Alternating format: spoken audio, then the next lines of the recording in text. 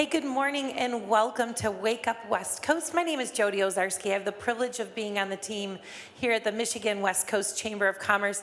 And whether you're joining us here in person or joining us online virtually, we're so excited to have you here with us this morning.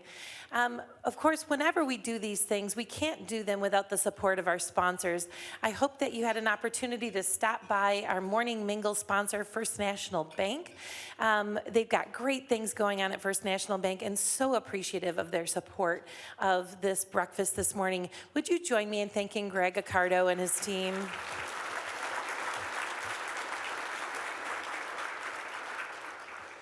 We also have a wonderful program sponsor with us here this morning. Feeding America West Michigan is our program sponsor today, and I am joined by Patty Jean McCahill, the Development and Marketing Director for Feeding America West Michigan. So, love to help you get to know them just a little bit more this morning. So Patty Jean, can you tell us a little bit about the background of Feeding America and what you do? Yeah, so Feeding America West Michigan is a food bank that services 40 of Michigan's 83 counties. And in Ottawa County, the need for food, emergency food assistance, was up 26% last year.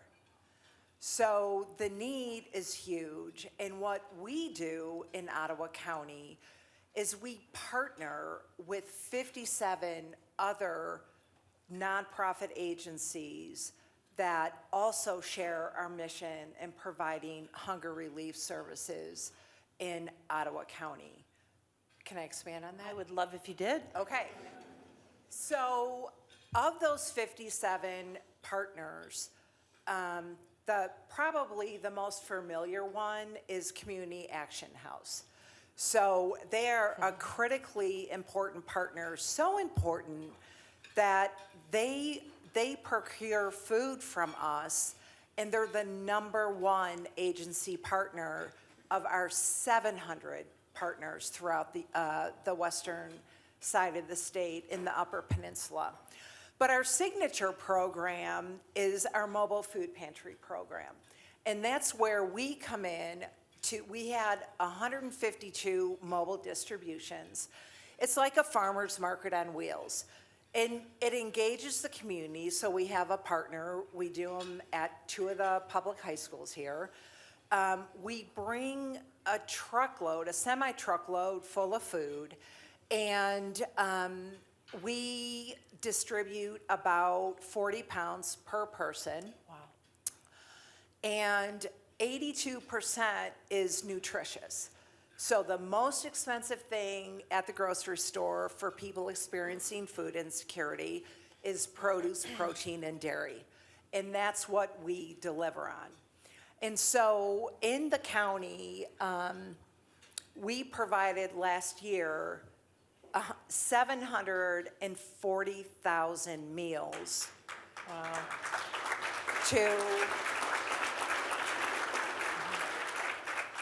to 56,000 individuals.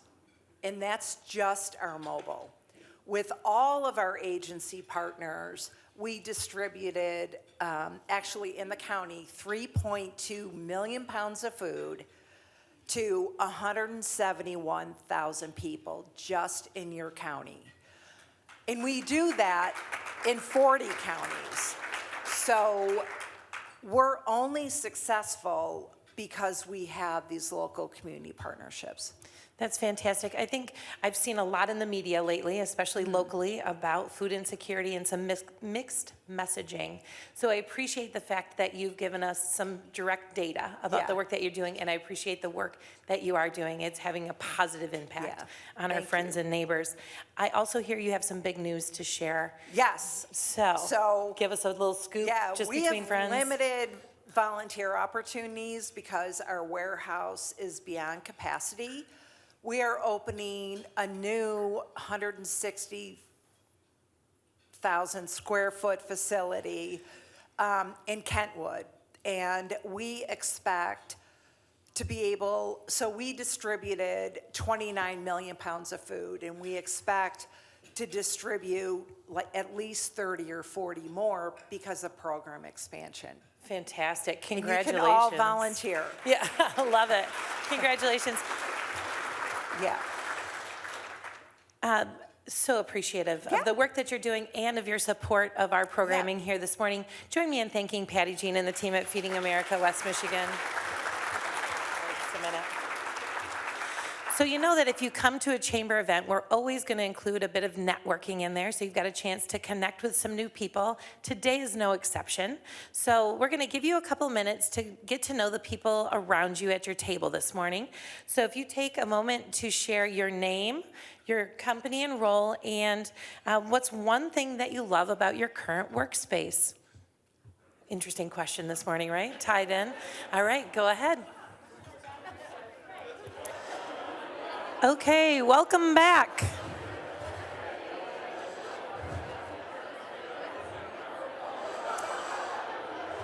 And we're back. We're practically back.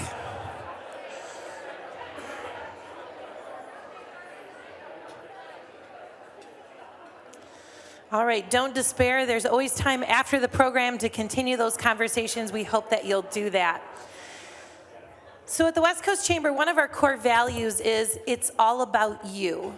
For us, that means everything that we do is focused on our members. That's our number one priority. A couple of months ago, I got a call from a friend, and she started telling me about this presentation that she's doing across the country.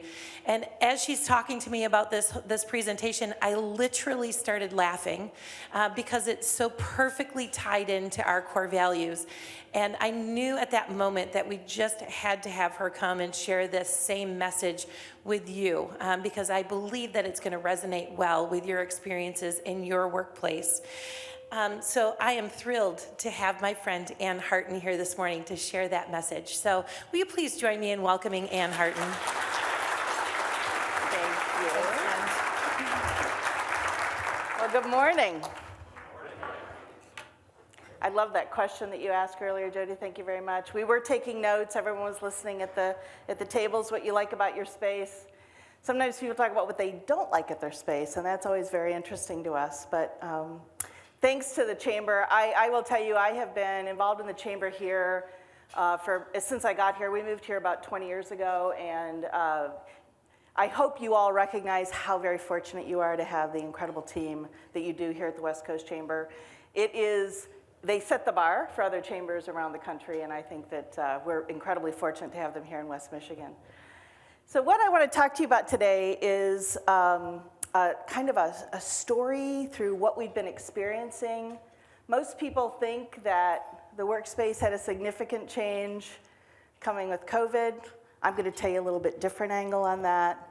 Talk to you about how what the impact has been on people, and then how you can think about your space and bringing people back. So I promise you this is not about product, even though I work at Hayworth.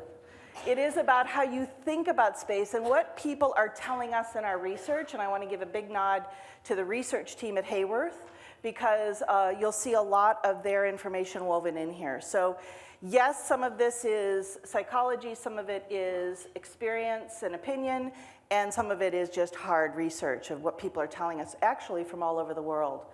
So as you know, Hayworth is a local $2.5 billion company. We are traditionally thought of as being a commercial interiors company. In other words, we outfit offices. But in the last 10 years, Hayworth has grown to be also a big residential company, and we have some incredible brands that we've been procuring around the world, namely in Italy. And it's from this breadth of information that I bring to you today some insights. Now, Harvard Business Review refers to COVID as the greatest change to work since the Industrial Revolution. Now, why do you think that is? What happened in COVID that really shook the world? And this was a global event. It was certainly not just a US event, it was a global event. And so when you think about COVID, you think, okay, people started to work at home and really prefer that. But what I'd like to do is start a little bit before that. So when we think about some of the preferences people have today or experiencing or expressing to you as leaders, it's that they want to be at home. They really like this whole, when they got forced to be at home. But the road to isolation, the road to doing things on my own started well before COVID. So I'm gonna take you way back. Ready? Now most of you, I bet no one in the room remembers these days, and I'm using it as an exaggeration. But there was a time when the only way that you could hear the news was to be together around a radio. And everyone in the family would come on, you had maybe 3 or 4 channels, and they'd come around and they'd listen to the news. They'd listen to the baseball game, right? There's lots of great recordings of baseball games that were called, and you could only listen to it in this way. Then we got into a situation where music was available on recordings that we could now purchase on our own and put onto a stereo. And so now we have fewer people and our own selection. We don't have to wait for it to show up on the radio, to be in just the right list on the radio. We're able to buy our own and listen to our own. Then the Walkman hit, and now we have earbuds. And now we're alone experiencing our music and our entertainment. So this started a long time ago to get us to where we were when COVID hit. It got even more so when the iPod came in and then the smartphone. And now we can download any show we want and watch it anytime we want, whether we're on the ground or in the air, and we're doing it all by ourselves. And many of us sit and say, geez, you know, my kids, they used to be able to sit and talk, and we'd watch something on Thursday nights together when it came out. But now they're in their room watching it on their iPhone or their iPad, or all 3 of them are in the living room and they're all watching something different. And they're not talking. And yesterday we were at a speaker, Harold Ford Jr. was up at the Economics Club, and I know some of you were up there because I saw you. And you know, he said kids are really great at a number of things. They're all very, very smart. There's no difference between how intelligent we are and they are today. But sometimes they don't know how to look someone in the eye and have a conversation. And it's because this has been going on for a long time. It didn't just start. So we've slowly moved toward isolation, and we've shifted to focus on me. Now, by the way, and if those of you who watched my video intro to this, I talk about self-centeredness, and I hope I didn't offend anyone, but you're here, so evidently not, is that we're born being self-centered. Self-centeredness isn't unusual. Nobody should think it's a negative. It's just who we are. You are socialized to be more interactive with people. You grow up with brothers and sisters. You go to school. You learn how to work with other people. So you're born being very self-centered. So what has happened recently, and particularly with COVID, we were forced back into really being here and focusing on ourselves. And if you think about it, for the first time ever, for most of us, unless you're a policeman or a fireman, fear was introduced to the workplace. Before COVID, you weren't afraid to go to work. You weren't afraid to be with other people. But when COVID happened, because we didn't understand it, right? There's been a lot learned in the past 4 years. People were quite afraid. So if we think about March of 2020, anybody remember March of 2020? Still have that little tick that goes on? March of 2020? You know, deep breath, it's over. But it was a big deal. We were confused. We were afraid. Now with Hayworth, it started for us in December of 2019. You will recall it's called COVID-19 because it started in 2019. And in China, our team was dealing with it in December of 2019. And by the time it hit the US and by the time it hit Michigan, and you know, regardless of your political views, we had a governor who really, really liked to do executive orders. Do you remember that? Well, I think we had the most in the country. I think we had the most executive orders in the country. And those of us in business had to react to those over and over and over, right? So March of 2020 hits, and all of a sudden, most of our people are sent home immediately, and then some of them are allowed to come back to work. Why? Because they were essential workers. Remember that whole thing? We had to prove we had essential workers. We had to prove that our business was essential. Now, in this reality of what's going on in the US, I can tell you that only 35% of our people who work for us are actually able to work remotely. 35%. Why? Because 65% of our people have to be on site to do their job. Everyone who produces a product for you, everyone in your manufacturing floor, obviously has to be present. They have to be touching the product they're making. But you have a lot of support teams that also have to be present. So this entire conversation about hybrid and remote work is about 35% of the population. It's important to keep that in mind because we get way overweighted on that side of the world and our thinking and our concern, and sometimes we forget about the 65%. So I'm just encouraging you to remember there's a balance here. So what happened in March of 2020? Get thee away from me. Do you remember the stories about people fighting in stores because someone got too close to them? Or because someone asked them to wear a mask?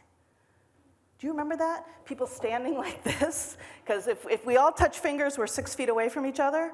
Or the funny story about the guy who had the big disc created that was 6 feet and kept nobody could approach him less than being closer than 6 feet. So that was a big deal for us. We're social beings, and all of a sudden we're not allowed to be close to each other. And we had the little feet on the floor. Remember? The feet on the floor? And you had to stand on those feet or somebody got mad at you. So sorry to take you back there. I hope you're gonna like deep breathe and get over it. But we had fear and we had masking and we had social distancing. And what did we do to our children?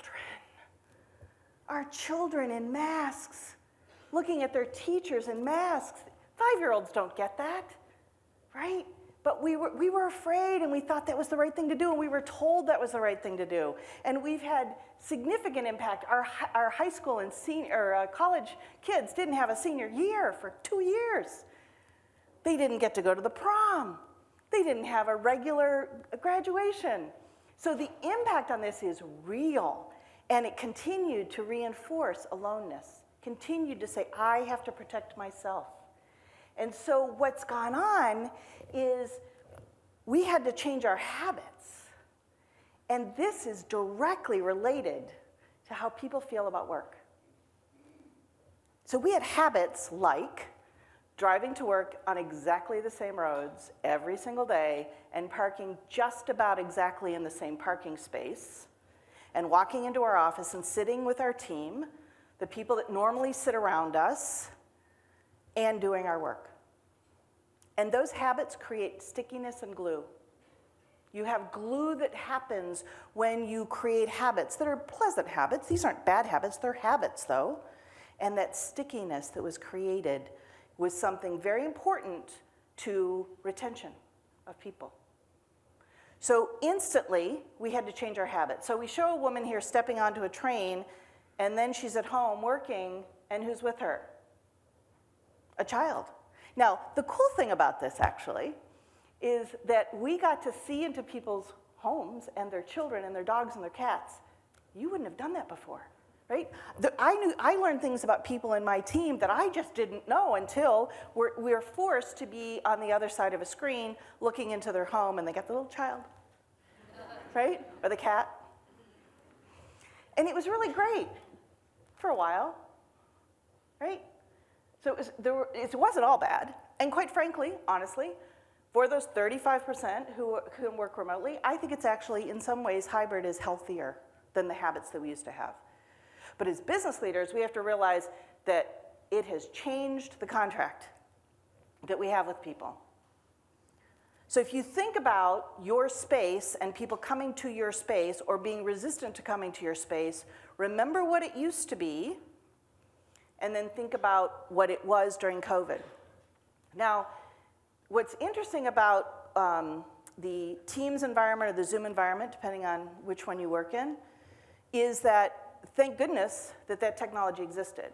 When COVID first hit in 2020, you might recall Teams and Zoom had about 6 upgrades. Remember, because they weren't ready for this either. But the technology foundation was there, and it was pretty good, but it needed to be better, and they've just continued to make it better. So That's a good thing that came out of it, right? That there was a very fast development that went on, and now it's much better.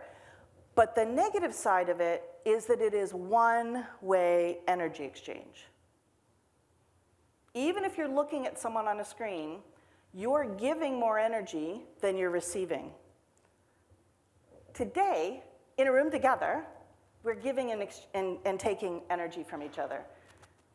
Right? If we were on Zoom right now, I wouldn't even be able to see all of you. Think about it. I'd be able to see this table maybe, right? The first 5 or 10 people in the group, but not the entire room. And you'd be seeing me because, of course, I'd be spotlighted in the presentation, as it should be. But it would still be very draining because it's not true energy exchange. It is really just a visual. So the other, right? There were other people, and you're still isolated. So we continued to build on being self-centered. We continued on worrying about ourselves. We were alone, and we became exhausted. So a lot of people said, hey, stop the world, I want to get off. Right? This is too much for me. I'm a social being. And a lot of people didn't realize what was happening, right? I will tell you honestly, the first 2 weeks were pretty cool. You know, you're home all day, your family's home all day, you get to have cocktails right at 5 o'clock, you don't have to wait till you drive home, right? And it was fun, it was interesting, it was unique, it was different. For a while, it just continued to wear on us. Zoom fatigue is real, because we're social animals. And that one-way energy exchange I was talking about is why, at the end of a day with lots of Zoom, you feel exhausted, differently than if you were physically present with your teams. And as we're talking about this, or as I'm talking at you about this is how to think about it with your teams who are insisting on being alone at home. You hear from some of your folks, hey, I'm much more productive when I'm at home. I don't have the interruptions. I'm able to do what I want when I want. I can take a break when I want, et cetera, as if they couldn't take a break when they wanted to at work, right? So the lack of interruption is real. But what's happening with those people is they're confining their job to their job description. It's a very narrow view of who they are and what you expect them to do. And they're forgetting that companies are not made by a whole group of individual contributors. Companies are made and succeed because you have teams of people that come together and solve problems and have exchange of energy and see things in the room that you can't possibly see when you're outside the room. And this just happened to me the other day. I was sitting in a Teams meeting, we're a Teams company, and I realized that there were a group of people actually in a conference room right next door. And so I got out of my Teams meeting and went into the room right next door, and there were some things on the table and that they were discussing that by my seeing it, I was able to leap into that conversation. We took it a different direction, and it was an amazing outcome. Everyone was happy with the outcome. But had I not walked into that room, I wouldn't have seen it in that way. I wouldn't have interpreted it in that way. I wouldn't have gotten their energy. I wouldn't have understood what was happening. And I promise you, we would not have headed down the path that everyone is now really happy with. Now, I am not patting myself on the back. I'm telling you this happens every day with your people and you yourself, that if you weren't in the room, it wouldn't be the same. So whether you're an extrovert or an introvert, and by the way, I'm a card-carrying extrovert. I know you find that hard to believe. But whether you're an extrovert or an introvert, you still need time, right? This isn't about all the people that want to stay home are introverts. It's not the way it is. Even extroverts love to stay at home too. And it's not generational. So get rid of that thought. There are a lot of people who are tenured who like to work from home too. This isn't just about kids emerging from school in their first job. Quite frankly, what we're finding is newer generation into the workforce is liking it less when they have to be remote because they're not with people who are mentoring them. They're not hearing the water cooler conversation. They're not overhearing, as you know, Jody was talking about the benching system they're in and the energy that's going on, and they can hear conversations and they can leap in and say, hey, by the way. Or they can learn things because they're present and they can hear things from each other. And emergent generations are not experiencing that. I know a young man who has been at his company for 5 years and he hasn't met a supervisor face to face. Actually 4 years, forgive me, 4 years, hasn't met a supervisor. That's bad. none of us were, many, I'm looking around the room, most of us did not grow up in business that way. And therefore, not only do we have difficulty understanding how to do it, because we didn't grow up that way, we didn't learn this way, but we kind of lose sight of the fact that it could be doing damage to the people who are coming into the organization for the first time.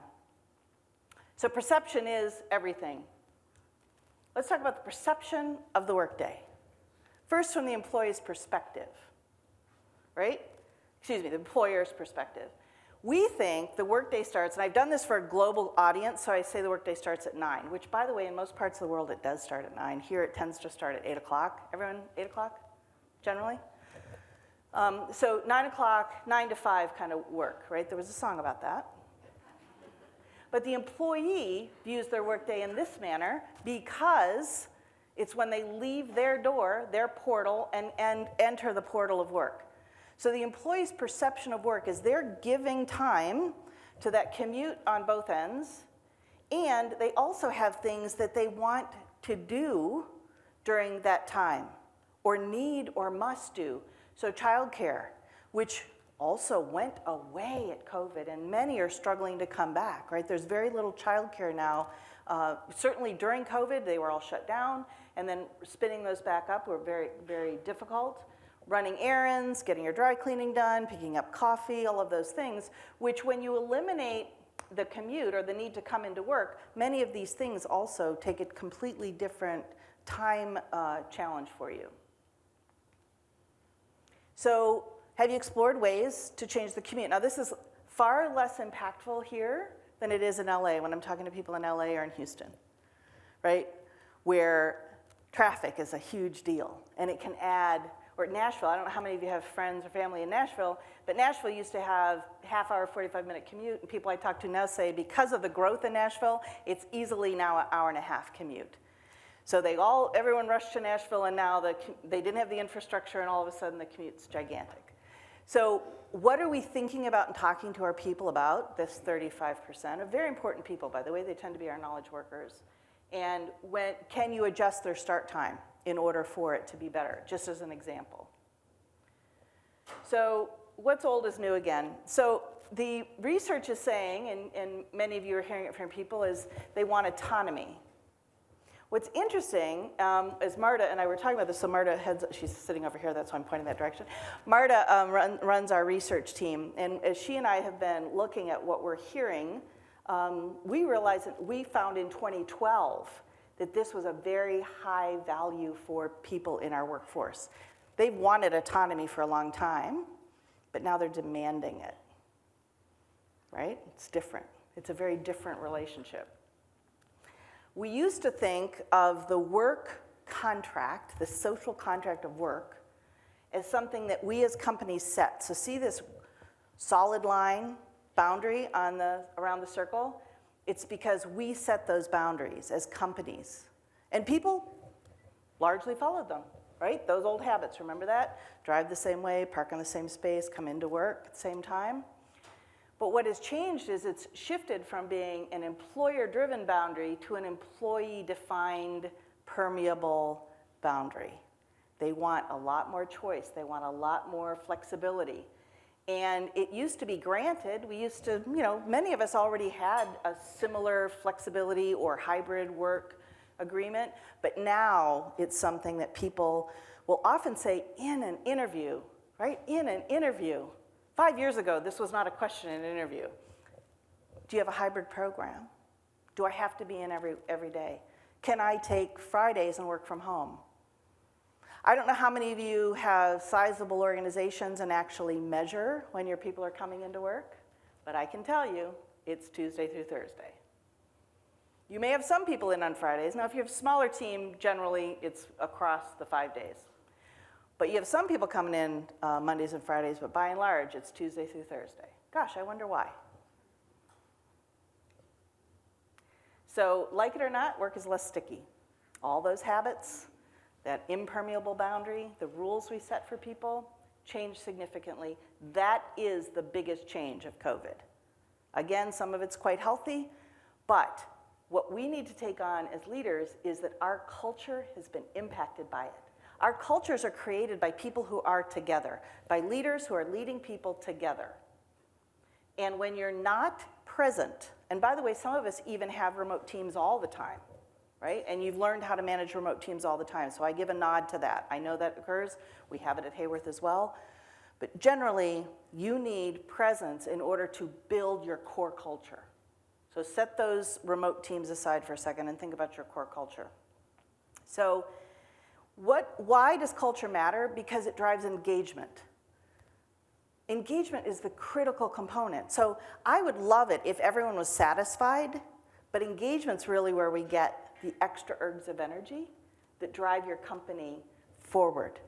And I'd like it a lot if they were satisfied with the engagement, but engagement is where we really need to focus. And without that presence, it's really difficult to create a culture that begets a highly engaged organization. So this is why it's a business conversation.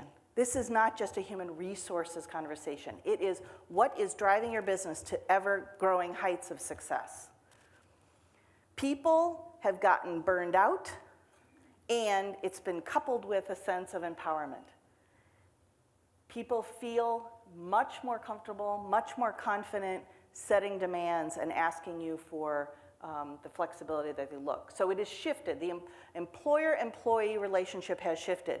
And as you think about the work toward burnout, when we go from, gosh, this is a lot of fun, with that first 2 weeks I could have cocktails right at 5 o'clock, to, holy cow, I'm exhausted at the end of the day because I have no breaks really, because my Zoom meetings are all one after another, and it's a one-way energy drain.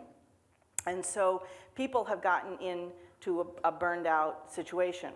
Now, this is a little bit of research that gives you some insight into how many people are experiencing burnout.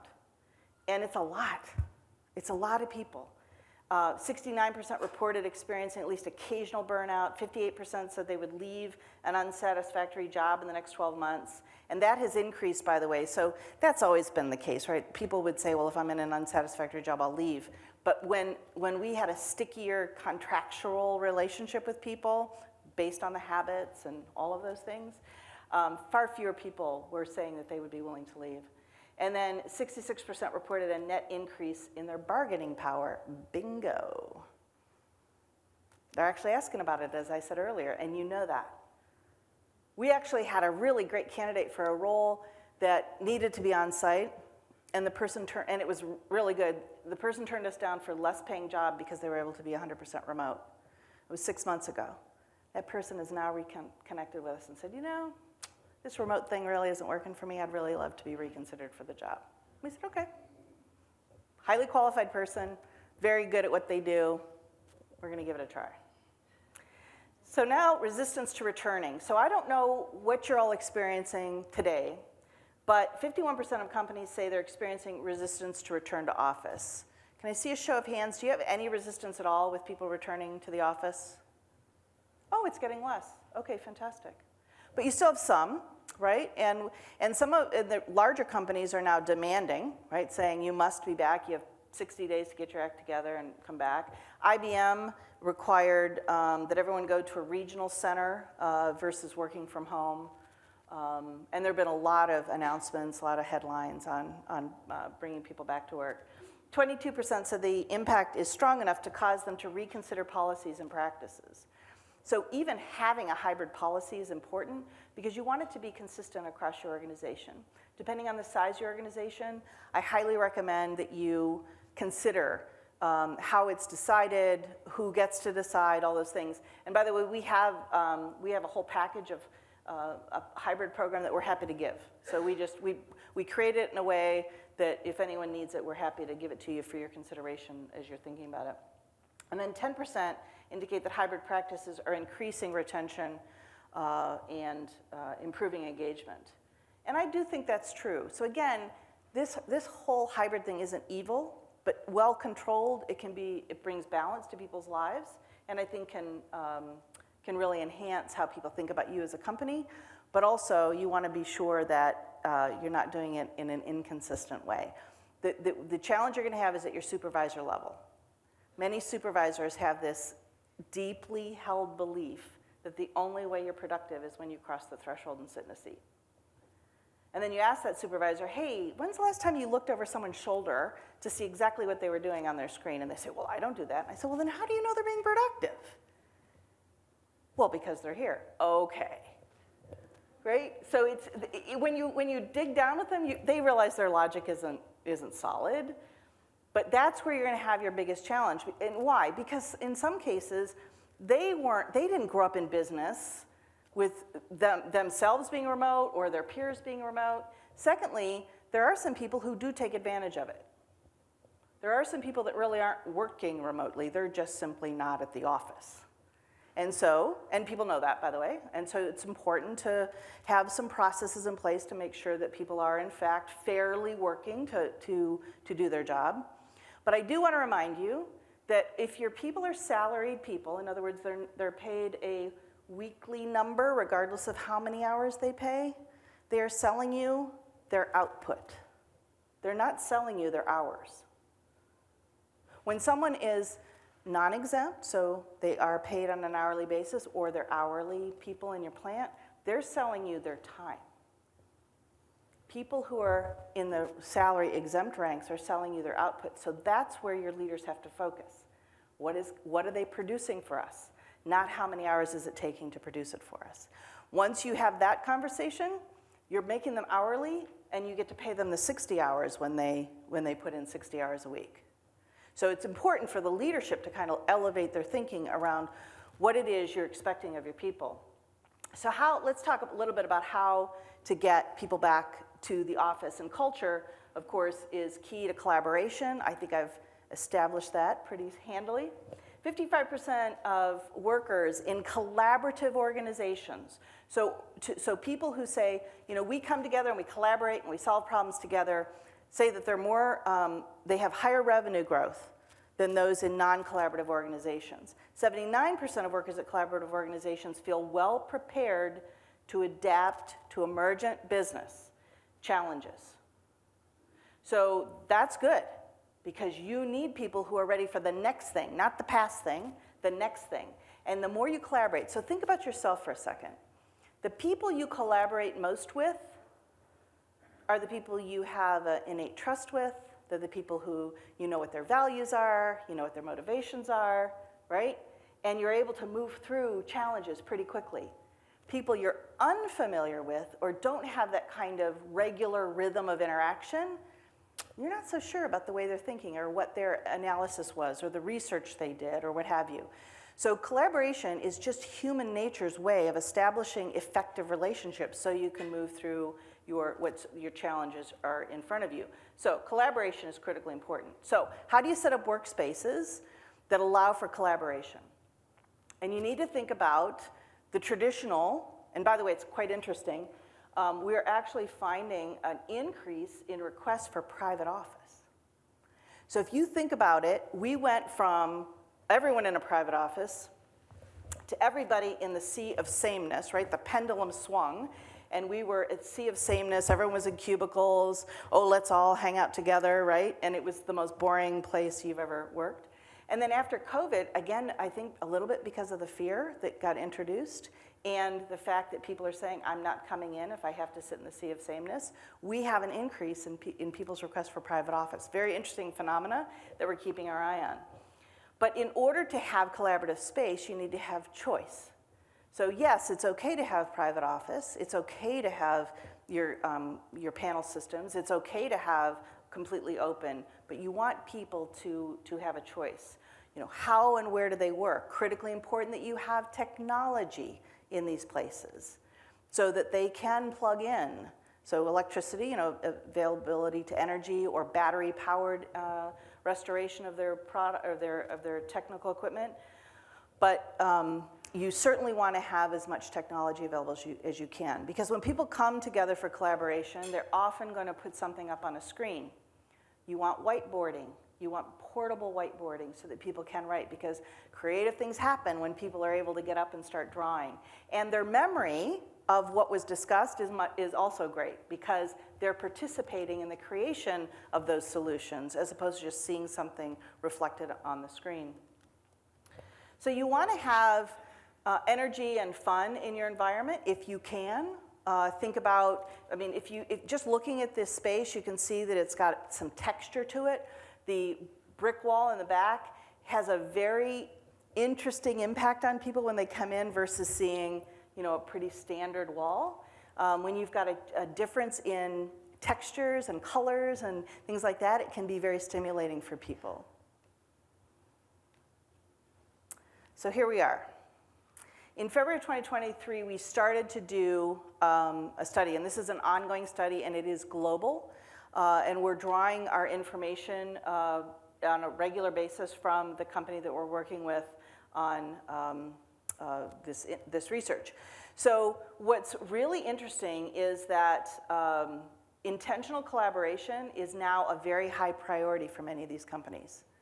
This was not, it didn't even rise up before. So only recently, trying to get people, this 35%, trying to get these people back to the office, they're looking at how to create intentional collaboration in their workspaces.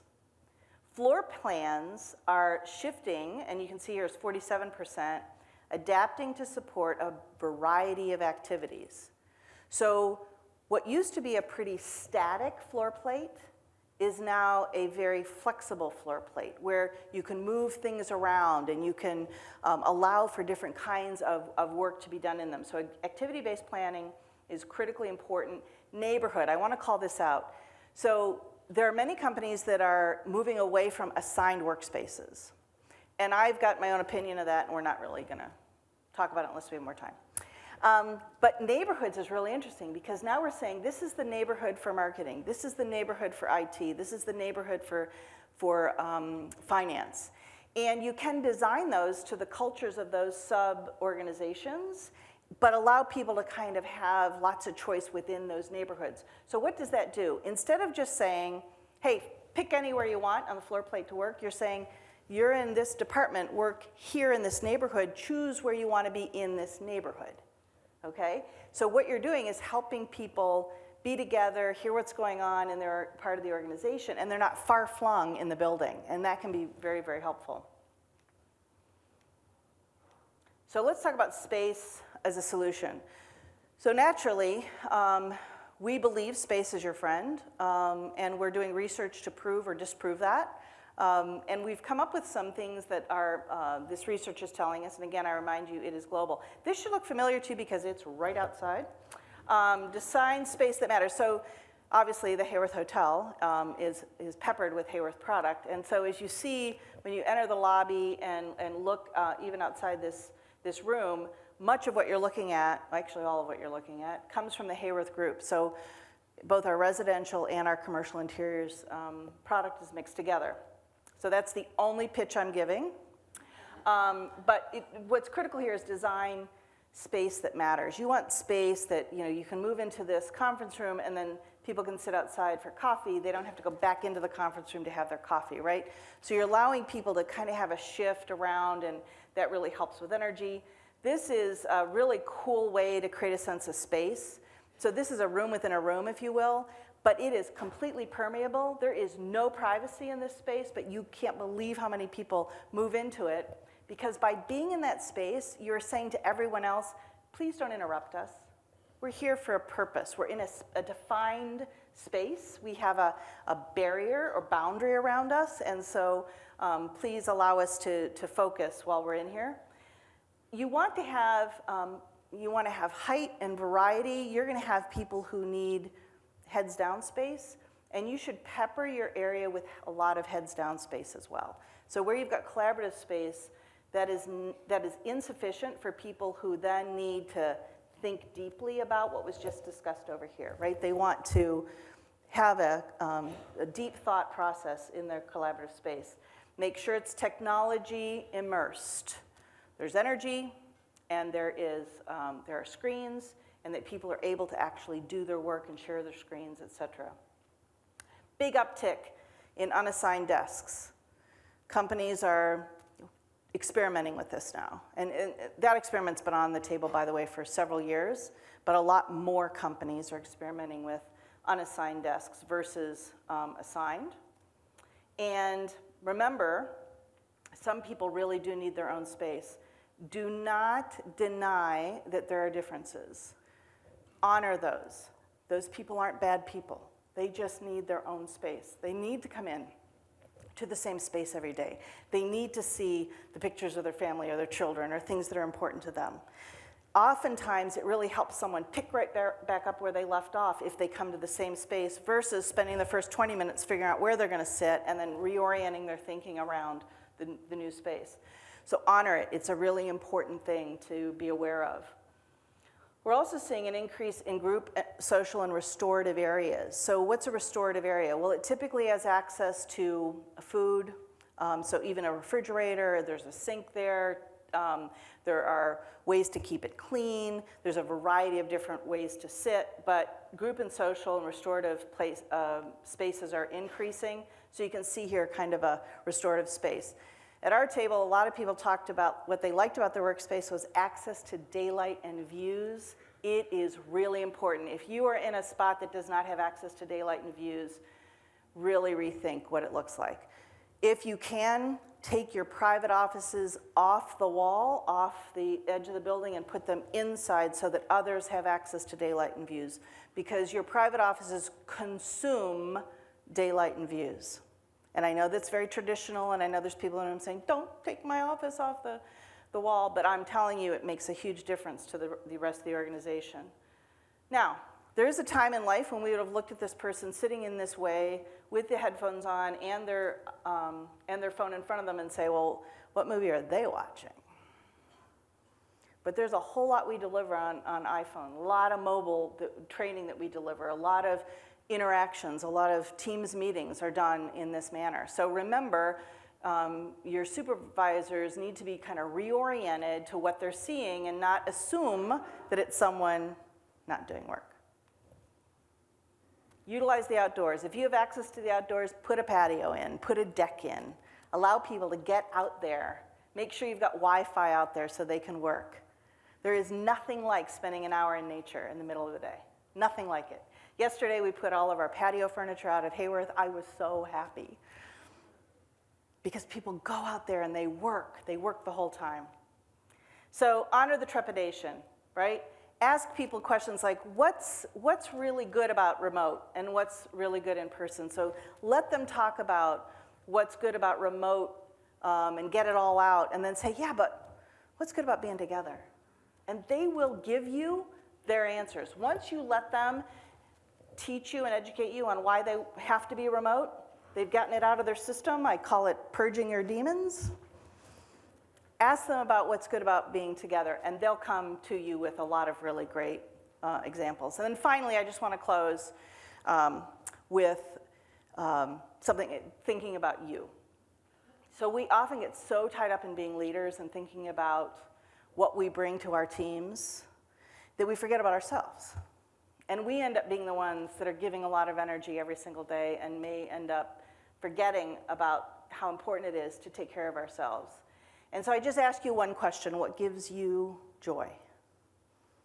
What are the things that when you do them, you get lost in them and you love it? For me, it's painting. I love to paint. I can paint and all of a sudden 3 hours have passed, I have absolutely no idea. So what is it that does that for you? And make sure you put that into your week. Try to carve out time for yourself. You'll be much better. You'll be more creative. Your stress level will go down. Your cortisol levels will go down. All of those things, really healthy things happen when you focus on yourself and invest in yourself in something that truly gives you joy. So, the 3 takeaways. There's been a journey to where we are today. Didn't start with COVID. It started way before that. Space really matters. So think about your space as something that you control, you influence, and you can design in a way that helps your team be more effective, want to come to work more often. And the shift has happened. The employer-employee contract relationship has shifted. You can't change that. So let's live in it and let's be effective in it. That's what we're paid for. We're paid to work our way through solutions to the challenges that are presented to us. This is the challenge, and you can do it. So remember, it's all about you. Thank you very much.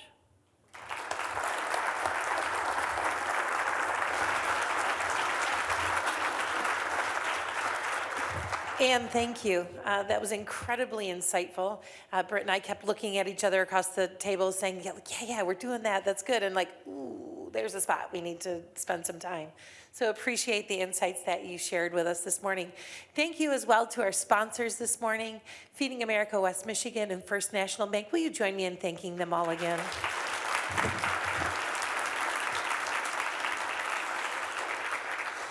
So this was our last regular Wake Up West Coast of the year. We do have one more time that we're going to get together, but that will be for our Leadership Live program.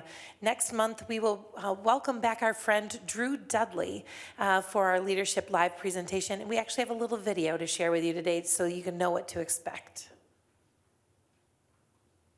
Hi, everybody. I'm Drew Dudley. I'm a Wall Street Journal best-selling author on leadership. And with the support of Fifth Third Bank and the Michigan West Coast Chamber, I'm thrilled to be coming back to Holland to be a part of Leadership Live, a celebration and a showcase of leadership within the community on Friday, May 3rd at 11 a.m. at N. Getty Church.